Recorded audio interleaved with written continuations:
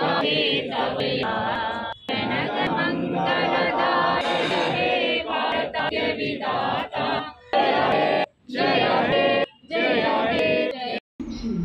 తెలంగాణ వాసులకు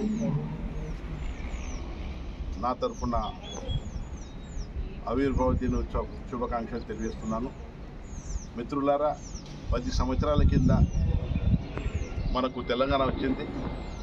అప్పటి నుంచి 10 సంవత్సరాల నుంచి ఆంధ్ర నుంచి విడిపోయిన తర్వాత ఎన్నో రకాల అభివృద్ధి చేశాము.